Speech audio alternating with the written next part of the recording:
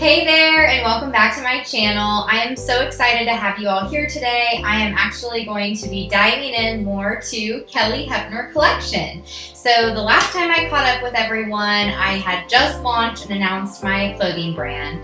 It's been about 2.5 months now, so about 4 weeks since I posted my last video making the announcement. And I'm so excited to share with everyone my progress to this point. I will say it's been a little bit of a roller coaster and I'm already questioning my insanity, but I am having so much fun with it. So I want to fill everyone in on kind of where I'm at. I know in the last video I had mentioned I just got my first what we call line sheet back, which is basically the collection designed at first glance. So I've already got spring and summer of 2021 back, and I'm still making some final tweaks, so it is taking a lot longer than I expected, putting the finishing touches. I actually ended up having to hire out a specific person to do custom florals and patterns. So what that means is a couple of the pieces in both spring and summer are actually, fingers crossed, going to have their own custom floral print. So that's been so exciting. I'm actually working with a gal that does all of that floral graphic work, custom. So I'm kind of in the process of, again, like finishing and putting some of those finishing touches on both the spring and summer collections for next year. I'm actually also simultaneously working on my fall designs. We don't have anything yet set in stone for fall and winter, but I'm definitely already thinking about that as well. So it's been a really fun process. I'm not gonna lie, I'm having a blast, a complete blast. It's been just an absolute dream. And other things that I've been working on, I've already contracted out and figured out who I'm gonna be working with for my website. So a lot of questions that I've gotten are, how can people buy the clothes? So I will not be doing a storefront. It will be primarily a website and then obviously social media as well. So I've already got the person, and I feel like I've kind of gotten the back end of the website done. I think that that's going to be something that I probably work on a little bit closer to time once I have photographs done and that sort of thing. But I'm at least getting some of those building blocks put into place. And then really the biggest thing that has consumed the most of my time has been the manufacturing and sourcing. So I have really gone through a lot of different manufacturing. I've had a lot of phone calls and conversations. There's just a lot that goes into picking the manufacturer, and I feel like it's such a hard decision because that's really the nuts and bolts of how the clothes are going to be made, and quality is really something that is going to be so important to me throughout this whole process. I want the pieces to be extremely high quality so that they really are going to be very timeless and last a very long time, if not forever. And so I've had actually a few conversations with some manufacturers that are United States based. That was something that I'm really hopeful I can still pull off. And just full transparency, I actually have still not yet picked my manufacturer. I'm waiting to hear back from a few. I kind of have it narrowed down to 3 options. 2 of the manufacturers are actually states-based. One is based out of Nashville, and the other one is based in Alabama. And then I am looking at one offshore manufacturer that is, it's kind of actually a 2-part relationship. They have an office here in New Jersey that actually does all of the communication piece to it, but the sourcing and on the manufacturing is actually done in Bangladesh. So I'm kind of looking at these 3 options. I'd actually love to know in the comments what your all's opinion is on purchasing clothing that's based in the United States versus offshore, if that's something that's important to you. If so, is a higher price point, are you okay paying a higher price point for the items to be made here in the United States?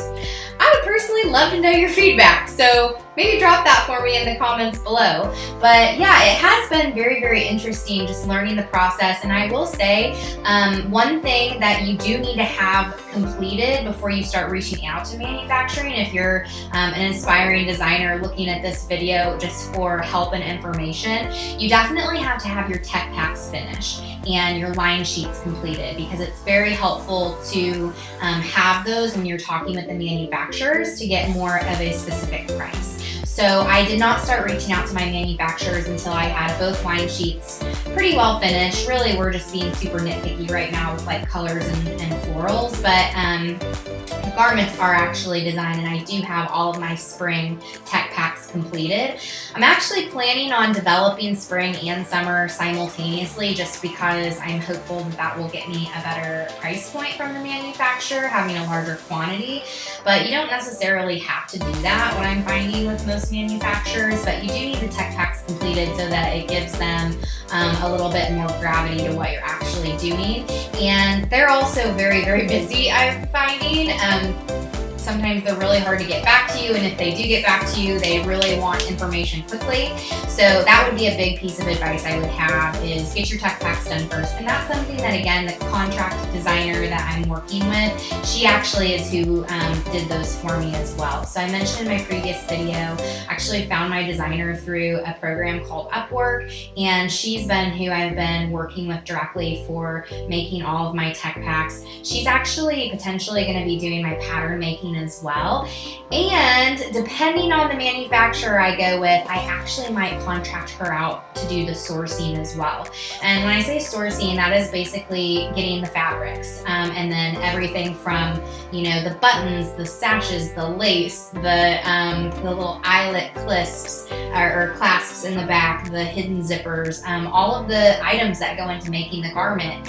And another big thing that I'm finding with United States versus offshore manufacturers is, in the United States, none of them. I mean, I have not found one manufacturer that I've reached out to here in the United States that that will actually do the sourcing for you. You have to do it on your own, or you have to work with like a broker that finds the fabric and gets it to you, and then you give it to the manufacturer to make your garments. Whereas offshore, they really want to do the sourcing alongside your manufacturing. So it's a completely different process. Again, I'm a little bit leery both ways, and this is something that I'm actually working through right now, is trying to figure out, you know, if I do end up going offshore and I have them do the sourcing, are they going to do a good job? Because I'm obviously a million miles away and also cannot see the fabrics that they're picking. So the turnaround time is another big thing that I'm a little skeptical about.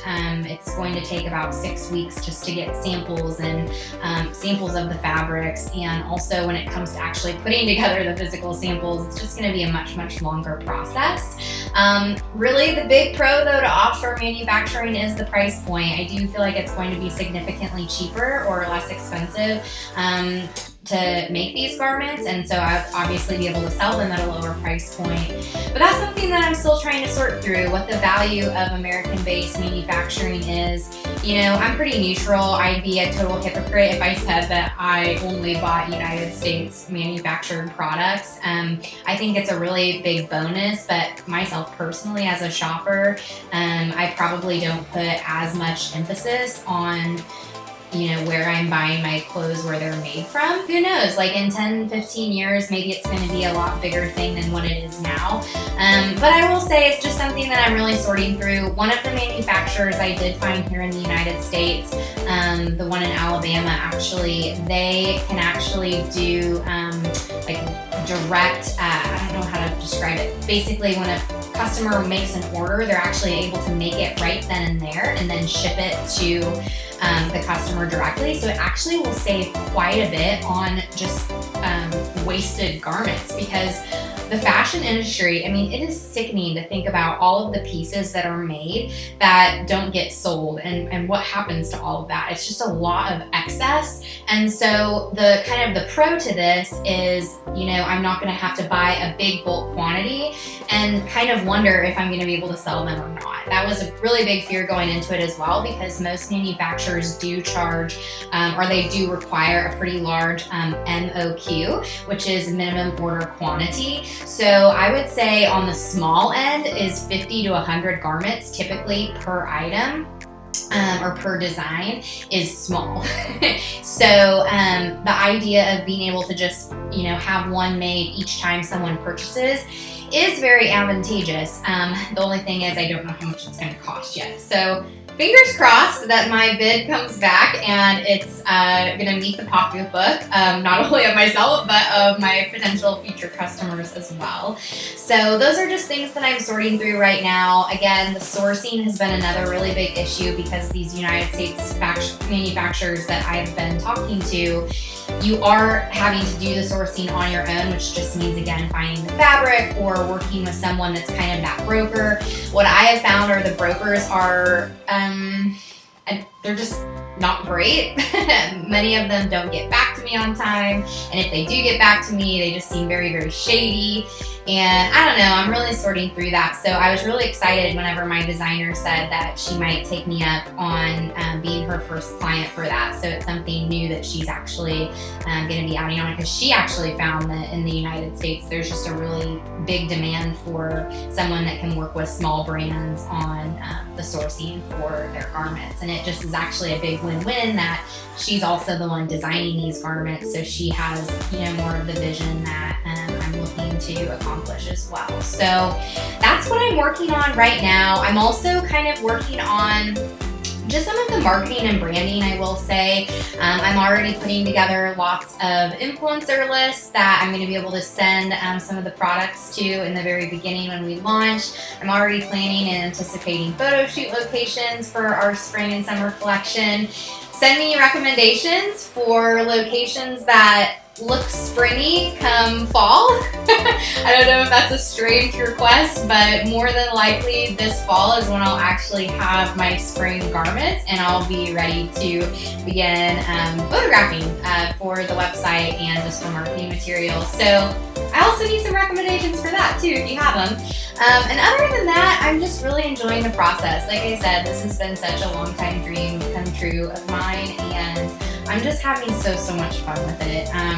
You know, leave me in the comments below if you have questions, or if you're also an aspiring designer that wants to launch your own brand someday. I would just love to connect, and I hope this video is not only informational, but it's also fun for just my friends and family that are following along my journey. I've gotten so many sweet messages and comments and texts just about you know, me launching this venture. Again, it's been a super long time coming, and I can't wait to give y'all another update. Hopefully in another month I will, fingers crossed, have a manufacturer and we will be in the first stages of production. So I'll keep y'all posted. Have a wonderful day, and we will see you next time.